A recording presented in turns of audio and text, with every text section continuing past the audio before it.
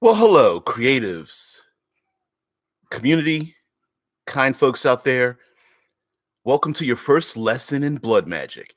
All right, so we're going to continue our week-long uh, dissertation, deep dive, and what have you into blood and all its relationships to our RPG explorations and such.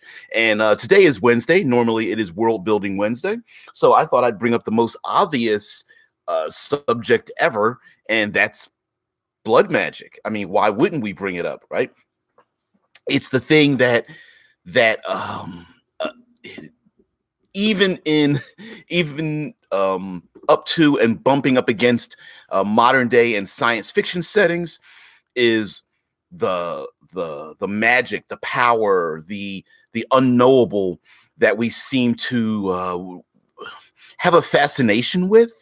And so I thought I mean, I don't have any particular notes, but I have some thoughts about why it is we use it, how we can use it, and everything.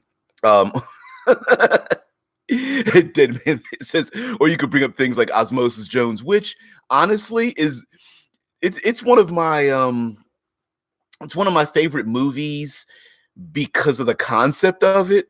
For those who don't know, Osmosis Jones is the half live action, half animated movie of the buddy cop, where the one cop is a white blood cell and ends up having to team up with Drix, who is a pill, I think maybe a pain reliever or antihistamine or something like that, and and the maverick buddy cop relationship of breaking all the rules versus following all the rules and going around the city of Frank, because Frank is the human body, and trying to convince everyone who's not listening that there's something lethal and dangerous going on in the body, and hilarity ensues actually. But it's really cool because of the concept of it, where everything from cramps to I don't know, allergies and wounds and the going into the bladder and the heart, and um it's a great movie. It's a great, especially if you want to laugh at the absurdity of the personification of our bodily functions and and results. It's a great flick. I would I'm sure there's a role playing game based around it. Don't know where it exists, or I mean, I'm sure a couple of Google searches you'd probably find it somewhere out there. I don't know how good it would be, but it's still hilarious though. It's a pretty hilarious movie. A little over the top. I think they could have calmed the live action part of it down just a little bit, but I don't know. It was a ridiculous idea anyway. Anyway, um, and it culminates at the end. The last 15 minutes are pretty good in terms of combining the live action and the animated part of it. Yeah, Dead Man says, or tabletop game. Yeah. Oh yeah, absolutely.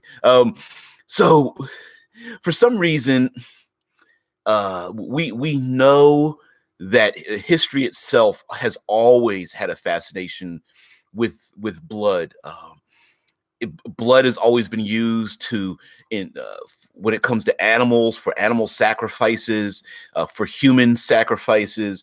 We've seen it in any number of it's been allied with any number of the antagonists in most of our mass media, whether it comes to the sacrifice of people to the gods, or sacrificing people to prove a point, or serial killers and all that kind of stuff. And there seems to be a draw to it, that if you are the individual that can draw the blood, because even amongst some of the most brutal societies, the idea of taking part in and enjoying, or having festivals around, or making gratuitous use of someone's blood is always seen as being rather rather not on the outskirts of society, but that there's something wrong with you. That there and unless you have a specific culture, like for example, if you're a fan of Vikings on the History Channel here. I guess it displays here in the U.S., maybe not in other countries, but in Vikings History Channel, there were a number of times where before battles or certain seasons and stuff. Hey Vince, what's going on, man? I hope you're feeling better. Um, the or oh, Vince is just throwing in bloodbending from Avatar. You know what? There's even I want to say it's Riders of the Storm or Storm Riders. There's a live action animated martial arts Asian, could be Korean, maybe from the mid 90s. Is awesome, where it dealt with the the the oracle idea, right? The good news, bad news, right? You know, the good news, you're a warlord, you're going to take over the countryside. The bad news is you know your children are going to overthrow you and your regime. So he goes about the process of killing all the his kids and these other kids, and then recruiting, or something like his sons are going to, whatever, the oracle says something about his sons are going to help him take over the world, and then eventually they'll overthrow him. So he ends up recruiting these kids, and then he teaches them, or has them, finds teachers to teach them martial arts. And one of them, I'm getting to the point, one of them has the power over water, and like Avatar water bending. And in it, now mind you, this is completely live action. In it, he goes about, the warlord goes about trying to kill them all and traps him in the desert. And there is no water for him to use, and there's only sweat on his brow that he's able to, like, at one point use against his enemy. It doesn't work. So he proceeds to grab his arm by the shoulder, rips his arm off, and then bends water by bending the blood pouring out of his body. Yeah. um, yeah, Vince says underrated from whom I only know people adore the show. Yeah. I think there are avid Avatar fans. Yeah, you control the water. Yeah, Foolish Kiwi says that's exactly how bloodbending works in Avatar too. You control the water in their body. And that there are many methods that role-playing games use to, like, to achieve that. The most typical version is you have some method to measure the air quotes blood in your body. And Vince says people are just bags filled with liquid. And we're pretty much, we are, aren't we? There's few solid mechanisms holding in all the fluid that walks, that, you know, we're pretty much just fluid bags, which is kind of hilarious and a little sick in a way as well. But most role-playing games have some kind of statistic like hit points, stress, damage, or whatever. And to mimic it, they sometimes will relate it to, like, oh, well, if you spend some of your hit points, you can, you know, cast this kind of magic, whatever. It's not necessary that you have to do it that way. Most role-playing games, you can just describe what it looks like and what it is. But I think the main part is the social impact of being a blood mage or learning blood magics, and the sacrifice of animals and or people.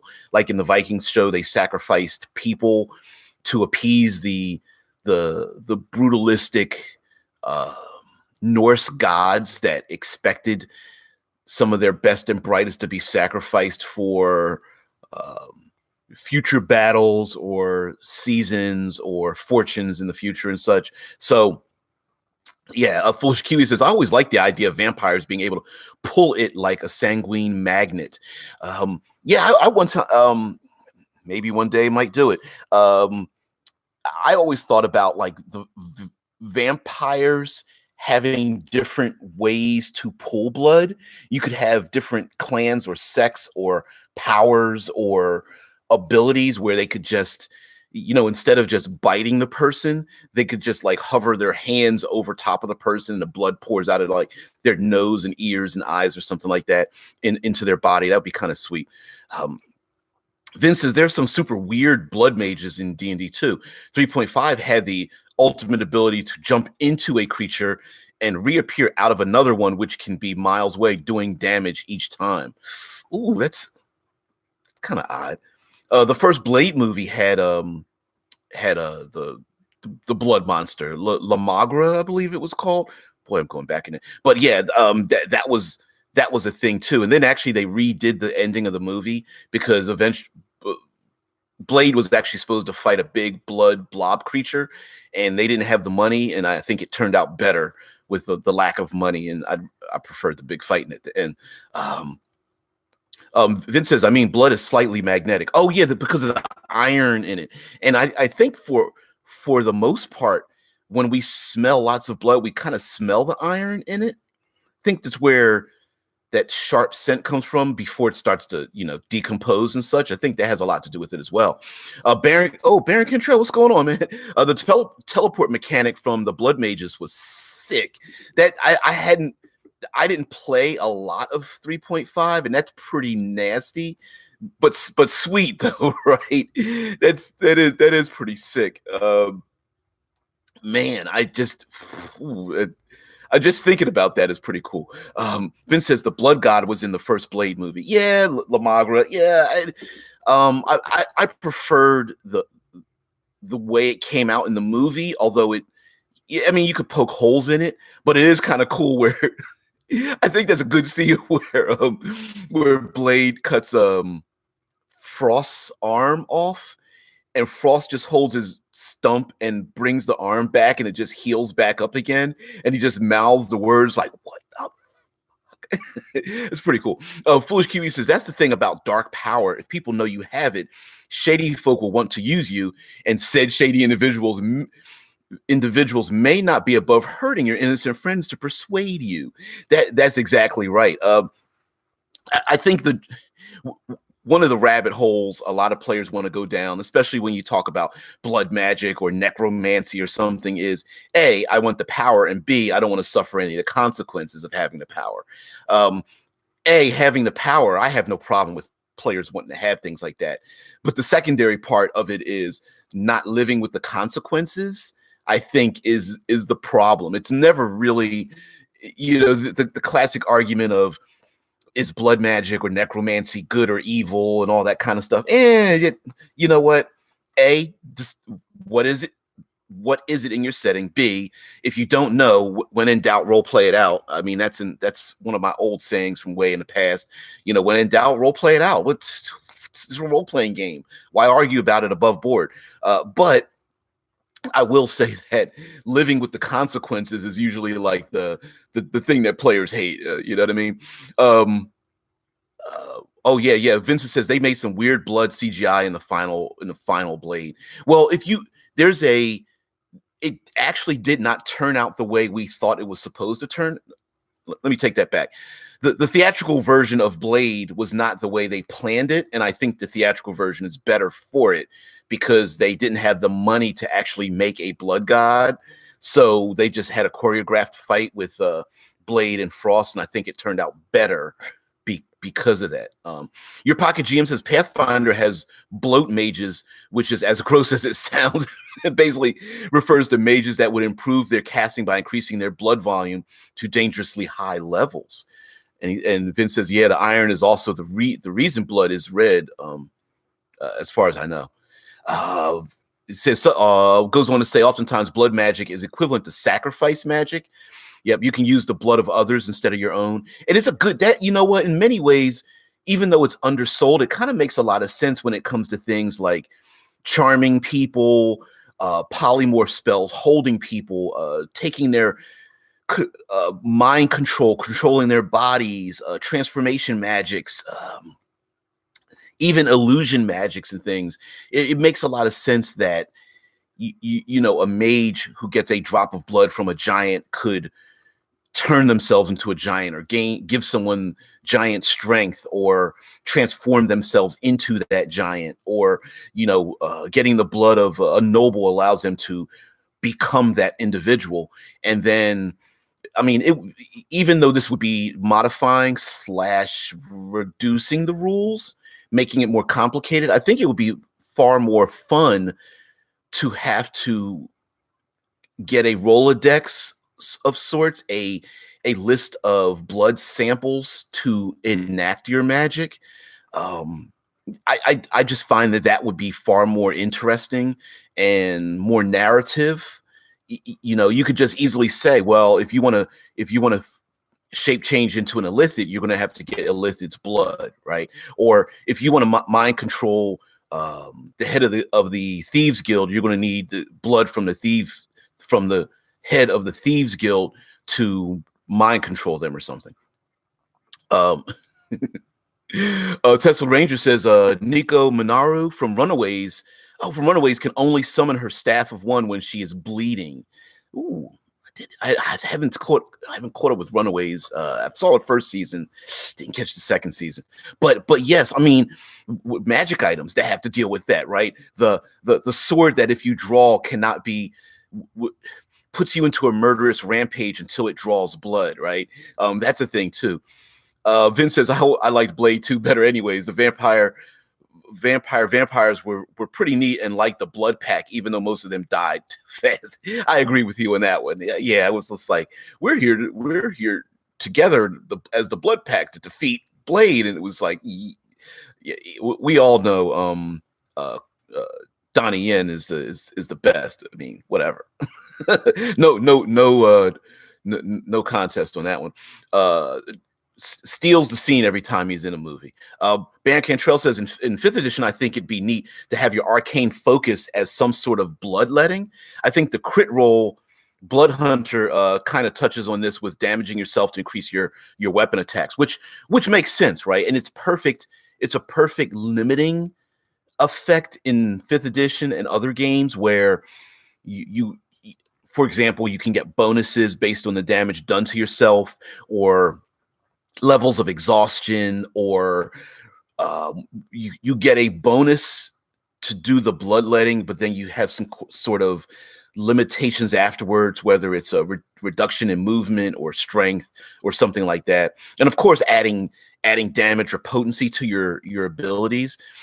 Unfortunately, the healing is so rampant in 5th edition that the loss of hit points isn't that much of a big deal.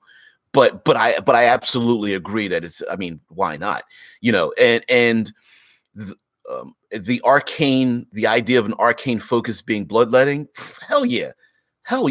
I mean, especially if someone is aware of your power. I mean, like, you can just add that into the narrative thing. Like, if you have a birthmark or a brand or some kind of wound on your body, it's the Casino Royale movie where you had the gentleman whose eye used to bleed blood and stuff when he got nervous or upset, got pissed off, and he always carried the tissue, which I don't understand why he didn't carry just red handkerchiefs to cover the fact that his eye would bleed, but whatever. Just like Deadpool, I wear red so you don't see me bleeding. Vince says, oftentimes scrying magic needs blood or hair to detect a person over long distances. Absolutely. So you can use it for detective stories, for example. Ooh, the chat shifted. So you can use it for detective stories, for example. I once wrote a spell which works like a DNA analyze, and that makes a lot of sense, right? The sympathetic magic of blood magic itself is a great world building tool where the PCs have a big battle, some of them get hurt and they bleed, they leave the battle, and then the bad guy starts following them with their displacer beast hunter that smells the blood on the ground and hunts them over miles of distance or whatnot, or pieces of hair or something like that, or even detects the druid that wild shapes or something and sees that the blood has shifted.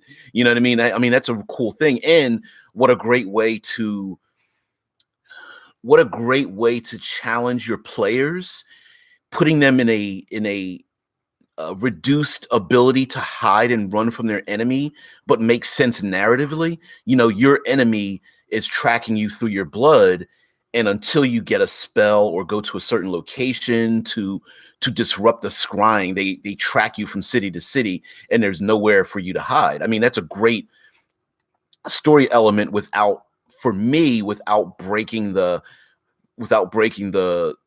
air quotes, my character is all powerful, how can how can my character not hide from the enemy or something like that.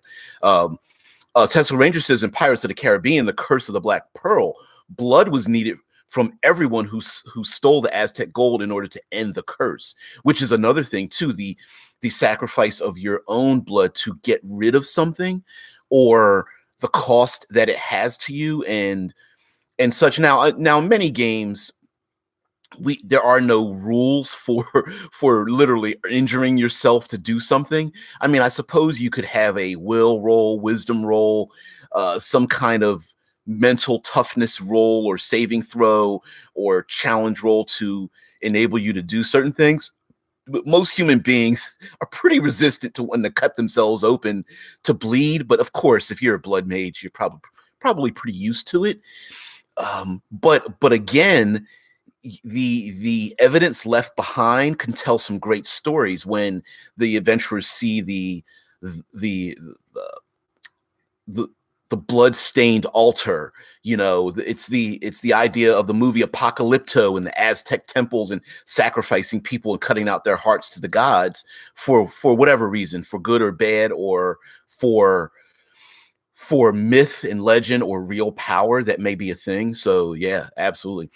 Vince says in some games you have endurance and hit points, Starfinder, for example, and there it could work much better because usually the hit points don't increase as much as endurance. Yes, if you have a game system that has a I guess a bruising level which is higher than your actual life essence level, you could sacrifice the life essence level. I'm just making an example. Let's say the bruising level goes into the hundreds, but your life essence only goes into the teens. Then sacrificing your actual literal blood would make sense and give people advantages or something in a game. You could either modify it or describe it that way in a game, and then it feels far more like you are literally giving of yourself a benefit now with a limitation later on. You know what I mean? Um, your pocket GM says, you know what they say about blood curses. Don't be negative, be positive. Be positive. Yeah. I remember a while ago, one of you guys mentioned that there was uh, a video game where your avatar had a blood type, and like would blood typing could character blood typing be a thing like as in modern day and divide things up that way? I don't know. I mean, it's a possibility. That might be getting too deep into the woods. But blood typing could be a possibility. Like my charm magic using your blood, maybe it's resistant against certain types of blood types or something. Foolish Kiwi says, if hit point damage isn't scary enough in your edition, you can always substitute temporary constitution damage. I agree with that. Lowering the overall hit point cap and fort saves is much scarier. Yeah, and lowering, of course, it lowers your fort saves, con saves. You could even, like I said, you can even add in like levels of exhaustion, or not only reducing your hit point max, but you could limit healing, right? You could say, hey, when you do this, when your con gets below a certain point, you need to short rest or long rest it before you could gain arcane healing or something like that. I don't know. And maybe that's making it a little too complicated, but I do love the idea of spending Constitution to pump spells, and then and letting that happen. Of course, describing it where blood's flowing out of your body, or some creeping across the ground, or hell, like you guys mentioned, a 3.5. Your magic missile maybe doesn't fire blood arrows out, but it could be what is it? Chill touch spell could actually be drawing the blood out of their bodies, destroying them or killing them. That'd be kind of cool. Ricker says, "Sorry, I'm late." Yeah, man, I picked with you the past couple of days, man. I don't mean to be that way. I was picking with Ricker in general because of he was talking about how easy it is to identify people's genetics and their background, their blood lineage and stuff like that. So I decided to just pick with him about that because he made too much sense, which was my point. Your Pocket GM says, "Blood for the blood gods. The flayed ones drink tonight. I float on a river of blood. Blood calls the blood. Blood is thicker than water, but steel is thicker than blood." Mister, I'm going to pull out all of the very common blood sayings. Before a battle, you always have the every movie we've ever seen with the person on horse or with the weapon in front of the troops, getting them riled up. They have to say something about blood is something. I mean, you guys know what I'm talking about. I'm confusing myself, but yes, there is the idea that there's always been a blood trope throughout history and mass media, and he just, I don't know, probably listed like 5 of the top 10. Vincent says Japanese love their blood types. It's almost like a personality test. I don't get it, but I'm not saying that it's not a thing, and there may be some attachment to it, as much as people attach personality to maybe zodiac signs or attach it to what do you call that, with the reading the palms, the folds in the palm of your hand or something like that. Maybe it has something to do with that, but more on a modern day look at it. Foolish Kiwi says a lot of Japanese games have blood type involved because it is a cultural thing that affects personality, much like we view zodiac astrology signs over here. Duh. Maybe if I had read that. Yeah. Vince says it can get really weird in Japan sometimes. I heard of some employees that don't employ persons with blood type O because they're said to be lazy. Yeah, man, by Future Friday, you know we're going to bring up Gattaca. You know that. It's just a given. That side note, the person who created the movie Gattaca, while his other creations aren't as good,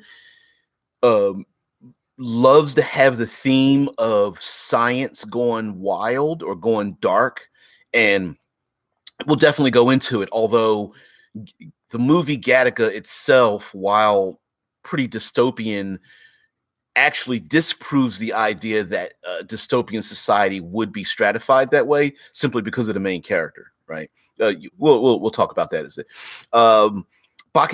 Your Pocket GM says, over the field of battle, the smell of blood rises like a promise. You have blood on your hands. Here we go. And of course, there's blood rage. The blood is boiling inside of you. You've got my what is it? There's a saying where people turn red when they're fueled with rage and blood, all that kind of stuff. Yeah, there's absolutely many of them. Ricker says it's easy to be positive when you serve Emperor Caligula. Yeah, okay. I'm not going to suggest seeing the movie Caligula, but if you want to get into some pretty nasty stuff, there's some bloodletting in that too. Vince says Gattaca really left an impact on me. I love the ideas presented in it. It was so much ahead of its time. I absolutely agree with you, and I wish that filmmaker had at least 1 or 2 more successes like Gattaca, because it is such a, I don't believe it was well understood at the time, but I think it really has aged well, and so many people have discovered it through word of mouth like us, and have just looked at it and just like been not just blown away by it, but so many of the ideas. Great world building, that movie. Great world building. Vince says, "Oh man, I just remembered the blood banks from Blade 3. It is a horrible movie. I agree.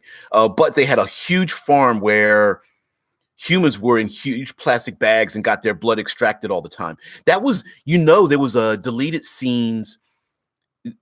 There is a scene like that in Blade 1, and there were other deleted scenes. If you take a look at Blade 1, in the beginning of that movie, the human being that's being coerced by the vampire woman while she's going, when they go into the butcher, the meat factory, and when they go into the slaughterhouse, he looks around. In the background are human beings in vacuum sealed plastic bags, and that is I absolutely believe that. Like, why wouldn't vampires do that? I mean, just like in the movie. Hey, Sophie, thank you for joining us. Just like in the movie 30 Days of Night, why wouldn't vampires go to some place where you have literally 30 days of night to exist? And you could have cult where maybe the main characters, the heroes, are blood mages, but then there's others that are like, hey, Sophie, I understand, but I can't see the chat. And yeah, I wish I could tell you to move over 6 inches, but you won't listen. Sorry about that, guys.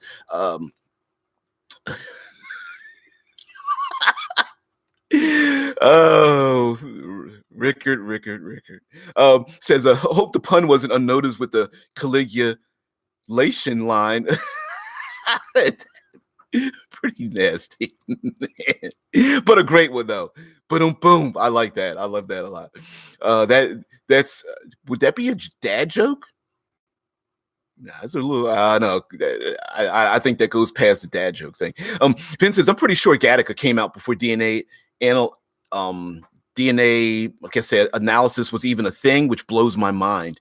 Yeah, it's just looking into the future, and what a great way. I understand that some people would say, well, it really wouldn't turn out that way, but a great noir dystopian world, man.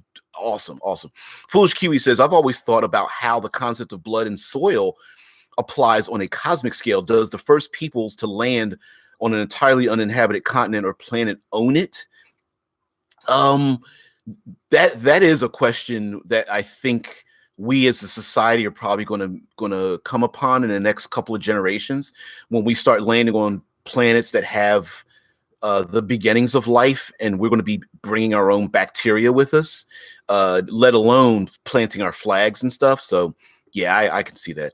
It says, or do we claim soil on the pretense that it is where we developed and what grew us to be what we were? There the vampire stories about vampires needing to live or sleep in a coffin with soil from their own homeland has a lot to do with that as well. Also, there is a blood relationship to like nobility and soil. In a vague sense, we've seen stories where only someone of noble blood can wield this sword and bring our people to, bring justice to our people. But it's like this ephemeral, non-specified kind of thing. A person who is born to lead us, what does that mean? The pharaohs who has children and they will grow to lead Egypt. Well, is Egypt a big giant square? Is there like a limit to it, or is it as far as the eye can see? Does it include lands that are conquered by other people? That kind of thing. I mean, as far as power goes, especially in a fantasy setting. Yeah, Vince says, Aztecs thought blood was needed to appease the gods. Because this is World Building Wednesday, that could be a truth, right? Where there could be very brutalistic people who are, carving the hearts out of innocence to appease the gods. And if the PCs stop it because, hey, this is wrong, you shouldn't be killing innocent people, maybe the gods that want that appeasement get pissed off. And so this could be a great way to add in the gods into your world, walking amongst the land, in terms of not course, not statting out the gods, but I'm saying like storms and lightning and curses and creatures hunting people down and stuff could get worse and worse and worse if the blood sacrifices aren't done. And so this world might be very morally ambiguous compared to what we think of today, and that might be a thing. Rickard says for chat, Caligula equals the Roman emperor, caligulation, the blood clotting. yeah. Dead Man, a storyteller with the knowledge, always says Gattaca was filmed by Slawomir Idziak and produced by Danny DeVito. Produced by Danny DeVito? Really? He must have thought there was a great story behind that. Wow. Your producers usually are the money and the contacts. He must have really felt that this guy needed a chance because Slawomir Idziak, I'm going to butcher the name. Vince says, why wouldn't it turn out that way? We already have the first babies who got their DNA changed. Yep, China. And in the long run, there would be genetic competition if we are not very careful. I absolutely agree. Although we don't know the end results, we could be screwing around with things as we start flipping genetic switches. It's possible we might be turning other genetic switches on and off that we weren't quite aware of, and that would be kind of nasty too. Prue says sacrifice. It's always blood. Sometimes semen and never pee, poo, or puke. Well, maybe the evolution process of vampires might have started with the pee, pew, and puke. You know what I mean? Body waste. And then moving up, maybe there isn't so much of a difference between succubi and incubi, that the release of sexual fluids and such might culminate into the draining of blood. Maybe the even higher ones are draining of like brain fluids, and then moving up into like memories or emotions or something like that. Like I see a relationship with all of those and feeding on that. So you're not too far off, even though you're being silly. Baron says, on the quick topic of vampires, a dwarven underground city would be absolutely annihilated by a vampire outbreak, playing your strengths to the T. Yeah. yeah. It's simply because, well, there's no sunlight, right? You'd have to somehow reflect sunlight down into the Underdark, I suppose. A vampiric dwarf would be pretty brutally powerful, right? Unless you say vampirism is something that they can resist, because it could be like a blood poison as opposed to a disease, but that's a blood. That's a world building thing. So sure. Oh, but I absolutely agree with you, Big. Pocket GM says blood was also considered part of the old humors. Yep, medicine idea. Red humor, blood was the temperament of immaturity and wonder.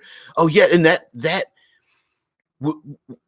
we tend to put our modern sensibility when it comes to medicine and sciences, but there was a time when bloodletting and leeches were a thing, and people believed that there were humors that hey, you're sick. We need to, let some of this bad blood out of you and drain it away to help cure you. And who's to say that that isn't true in a classical medieval setting or even before that? And in your world building, that the idea of humors is a real thing. You know what I mean? I would absolutely play in a game like that, and I think that's a great world building tool. So thanks for bringing that up, Pocket GM. Vince says, semen were super important in a lot of early cultures, Prue. That is why masturbation is shamed by Christians. Old Israelites thought there was only a limited amount of semen that men could produce. Yeah, we're getting a little sick here. I'm sure YouTube has probably already flashed. They've already popped a couple of the other videos. I think just because of the monetization factor, but we're going to some pretty reasonable but dark areas as well, though. Or we could flow there accidentally. Foolish Kiwi says there's already a genetic competition. It's just very socially taboo to talk about it. Geneticists have been able to do that for years, but agreed not to, a la Pandora's box. Also, there is eugenics has always been a thing amongst people, but when the time, energy, and resources becomes cheap enough to do it, I think that's when you're going to see a hell of a lot of genetic competition, especially for young people. And we're going to get into some deep, darker things like that. The idea of the browner people like myself being able to choose the genetic disposition of their kids to be a little bit more on the lighter side might be a real thing. Or people who just want to genetically play with their kids, giving them, I don't know, webbed hands or wings or something like that, or dark vision or whatever, with sonar. I mean, that whatever. Pocket GM, people used to think milk was just white blood, so milk was often used as a sacred substitute for blood for religious purposes. Ooh, hadn't thought about that. Oh, Baron says, in light of Odyssey, the Dragon Lords and Greek myth, the spilling of god blood created people or monsters. Yeah, didn't like the Pegasus and Minotaur and some of those creatures came from like blood spilling? I swear something like that. Hey, Fat Ninja, what's going on? Always you with the coffee. Anyway, Rickard says world building with blood, ancient tech or artifacts such as transportation systems requiring a drop of blood to activate, allowing the person whose blood is in the system to use the tech. It's also a possibility that it would let whoever owns the system notify them that someone has used it and who you are by using your blood to use the tech too, right? That's a thing, you know. Let's go to our medieval time. Let's say someone, in order to use a teleport circle, you have to use a drop of blood. The person who created the teleport circle now knows who dropped that blood into the circle, right? That's a possibility too. Dante says, what the heck did I wake up to? You woke up to feces, blood, puke, semen, spit, heart sacrifices. Yeah, that's Pooh says, have anyone heard of cultures where menstrual blood is all yay, not nay? I have heard of that, and that is a real thing, right? But medieval cultures, it was the taking of the virginity and the men running out and showing the sheets where there was the spill of blood and everyone being happy and proud about it is a thing. And even in the first R.A. Salvatore novels, the matriarchs of the Drow cities gained more power magically when they were giving birth to their children and casting spells at the same time. Foolish Kiwi says there's some matriarchal, Kiwi says there's some matriarchal tribal cultures where it's seen as a source of strength and the point at which one was ready to take on self-responsibility. South American, I can remember. And it is a sign of maturity for women as well. And maturity in a brutalistic sense, in a very male dominated world, a sense of she's ready to breed now. But I could see using that in a world building sense of maybe they've reached this is the time for them reaching their power, like sorceress power, or even giving birth to monsters or creatures in the world, seen to protect a society, or being recruited into a religious order or something like that. Your Pocket GM says menstrual blood had a lot of relation to fertility and was really sacred or unclean or taboo depending on the society. And of course, through time, we tend to forget how much things were different in the past. So very easily we could say at one point the menstruation was very a proud thing, and then quickly turned into something when the next generation went the opposite way, became more conservative, was like, oh no, this is taboo, and then goes back and forth, right? We can always play with that. Tesla Ranger says in Hesiod's Theogony, Aphrodite is born off the coast of Cytherea from the foam or Aphros produced by Uranus's genitals, which his son Kronos has severed and thrown into the sea. Ooh, I never heard of that one. Wow. And I butchered it, but Tesla Ranger, and I'm not saying you're wrong. I'm just like, wow, I never heard of that. I never heard of that. I just remember, what is it? One of the Kronos or one of the Titans or something pulling Zeus and the other gods out of his forehead. I just remember hearing a story about that. Maybe they were filtering it for us young people, but I remember that. Dante says, oh great, all the good stuff. Why did they always want to sacrifice the virgin to the dragon anyway? My opinion, dragons represent everything that we're afraid of. It's fire, things that fly, snakes, crocodiles, wolves. Like I think dragons are a representation of all of our fears put together, and virginity represents purity and fertility. So I think sacrificing the one for the other, I think it goes together more than we think so. We would like to think so. Pocket GM says, in a traditional sense, the young virgin being sacrificed to the dragon was actually about the young women being forced into concubine relationships. Yes, a valiant noble man had to free her, and what a great way to rationalize, taking 12 and 13-year-olds and throwing them into forced marriages, right? I mean, that's a thing. I'm going to quote unquote save you. You're going to be thankful and all that bunch of sure, my moral center might be different in 100 years, and it's different than it was 100 years ago. But whatever. I think it's a shame, but true, right? And there is power in that as well. In a world building sense, when you have a game that has superpowers, being the virgin may actually, there might be people who are powered. There's a number of things where oracles were always supposed to be virgins, and if they weren't, they would lose their oracle powers. I could see putting that into a game. Druids, warlocks, sorcerers, even wizards may or clerics even could have powers that only exist as long as they are chaste, and would lose those powers or have them transformed or be kicked out of certain orders or something if they were to have sex.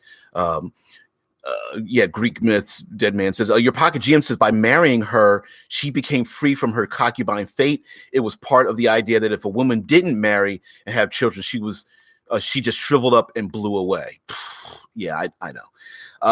Dante says the Compass Rose book series played a little with women's cycles and their casting abilities. Softcore erotic, romantic fantasy, non-monogamous, great series, high recommendation. Oh, cool. Compass Rose. Yeah. Foolish Kiwi even says the game Bloodborne also has very strong blood menstruation themes throughout consistently, such as certain priestesses no longer being able to cast after a certain age or during pregnancy. Yeah, and therein lies a weird but topic we can world build off of, because what we've really done now is we've gone from blood magic and the power of that into fertility and women, and the idea of combining all of that with lineage and heritage and such. And imagine a PC being born when the woman who gives birth to that child casts some powerful magic or a curse, or defeats a great enemy, or blasts back a certain sends back a certain fiend to another world or something. And now the fiend that's been sent back to the netherworld is inexorably tied to the child that was born, and it's like, if I can kill that child, I can come back into this world. That I think that's a great way to tie in those things. But there's also a lot of gender issues with this as well. So it could be that in this world there's a very strong genetic divide, but the player characters may not adhere to that genetic divide. And then again, it's not just having a character with powers, it's living with the end result of having those abilities. So again, back to Dune, it's the male who has the powers of the females who have only been limited to having those things. So yeah, exactly. Thanks, Kiwi. Says, don't forget to smash that like button. More likes equals more viewers, more toppings on his digital pizzas. This has been one of my favorite weeks topic wise thus far. Yeah, I'm not afraid to go into. If it wasn't for you guys, I would be absolutely afraid to touch on pretty taboo subjects. But because we're mature, because we like to have fun, because we know what to laugh at and what to take serious, and we know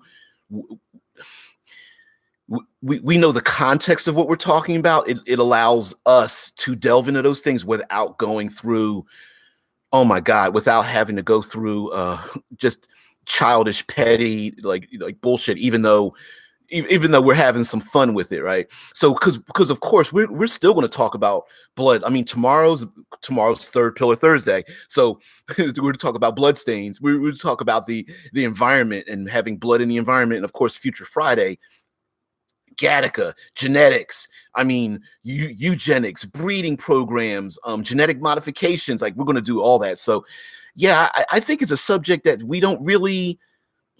I think subjects we don't really talk about, and it allows me to talk about them. And the only way I can talk about that is to with you guys, meet Hab. Yeah. Prue says, thanks for the recommendations, people. I love for not shying away from my questions. That is what I like about DBJ streams. Yeah. I'm thankful that we have mature people in our chats, man. I mean, it's very easy for the viral spread of frat boy humor. And you know, I mean, hey, Prue, it's your fault for bringing up the blood and puke and semen. So believe you me, don't think you're innocent in all this. But Deadman brings up the meat hab. Yeah, in Eclipse phase, somebody decided to build a habitat, a space habitat made out of meat. Why would you want to do that? I don't know, but if you could, I'm sure somebody. Hey, we know music artists, Lady Gaga. I'm looking at you, who wore meat suits, right? I'm sure there are artists who would do all kinds of things, as even building a meat hab. Pocket Jam says, will next week's topic be poop? World building with poop. Oh yeah. Yeah, rubbing the feces. There's got to be a song about it. I don't know. Foolish Kiwi says, I recommended it once before, but I will again, just because of this week's subject. The Revolutionary Phenotype is a book with both a fiction and nonfiction section about genetic revolution. Yeah. Yeah, and we'll hit it Future Friday, because we could probably do 20 live streams about genetics and the good and bad and ugly of it. I know I'm not a Luddite. Like, I'm not afraid of science, but I know that we tend to be afraid because we all know there's going to be at least one person that just can't control themselves. And we already live around people with strange ideas about what life is like. When time, energy, and resources becomes cheap enough, I could see someone making their own brood of people or genetically modifying themselves in strange and bizarre ways. Hell, we know people who, there are how many images on YouTube now and picture searches of people that have tattooed and modified their bodies to become like cats or something like that, right? I mean, whatever. That's going to be a thing. Dead Man says says the meat hab is a habitat with the cyber brain. It isn't the person that created the meat hab, isn't that their cyber brain or a copy of it, if I'm not mistaken? I'm gonna have to pull my Eclipse Phase books out, but yeah. And what stories you tell in a meat hab, I don't, running around in there getting attacked by genetically created, humanoid sized white blood cells, maybe. I don't know. Foolish Kiwi says, based on how us DNA life forms took over RNA and won our own revolution. Yeah. Except we didn't quite win. I think mitochondria took us over, if I'm not mistaken. I think mitochondria is alien to our genetics. We just have, I think it's like not a parasite, a symbiotic relationship. Bruce says, I don't mind frat boy humor as long as not everything comes down to it. Also, frat boy humor resembles frat girl humor more than some people like to think. I'm with you on that. Yeah, more than you like to think. So that mean the storyteller says, wouldn't that be sorority girl? Yeah. Oh yeah. Frats. What's the short version of sorority? Sorry girls? Rarity girls? I don't know. Not really sure. Proust says, written by a scientist who is very controversial in his personal opinions, but separates them from his work, which I respect. It's worth the read. Very, very rarely do you see people who are able to separate their wild personal speculations from science or vice versa. You know what I mean? Like someone who it's like talking to the religious person that's willing to accept and talk with reasonably other religious people who think differently and agree with the person who doesn't agree with them in their beliefs, right? Very, very rare. Very, very rare. Bruce says, we're probably dead and not my culture, so I would have said teen humor, I guess. Yeah. Pocket GM says, a really cool scenario or entire setting is being inside a colossal creature diving through blood vessels and jiggering with nerves. Oh shoot, there is it Dungeon World, Apocalypse World. There is a campaign setting based on adventuring inside of a creature that is large enough to have its own society inside of it. Now, I don't know if I've never read it. I know it exists. I don't know if it's like the 60s or early 70s movie Fantastic Voyage, where there are like nerve endings and blood vessels and the heart and lungs and tear ducts and stuff. But if you guys have not seen the movie Fantastic Voyage, and I want to say it's from I don't want to get too top headed here. If I start Voyage, sometimes if I start typing, if I start looking for things. 97% void 1966, there we go. 94% Rotten Tomatoes. Fantastic Voyage took 1966, but despite the fact that it is that old, it is a great movie. It's like a submarine crew. A crew of doctors has to go into a submarine-like vessel to go into a person's mind and destroy, I believe it is a brain tumor, and inside of a doctor that's very important. And I believe the doctor was some kind of like nuclear physicist or something like that. And the whole movie is about the complications of when they're shrunk down until they're inside of a needle, and then the needle gets injected into the person's body, and then they have to go through the bloodstream and stuff like that. It is a great movie. If you think Osmosis Jones is a great idea, see Fantastic Voyage. You have to.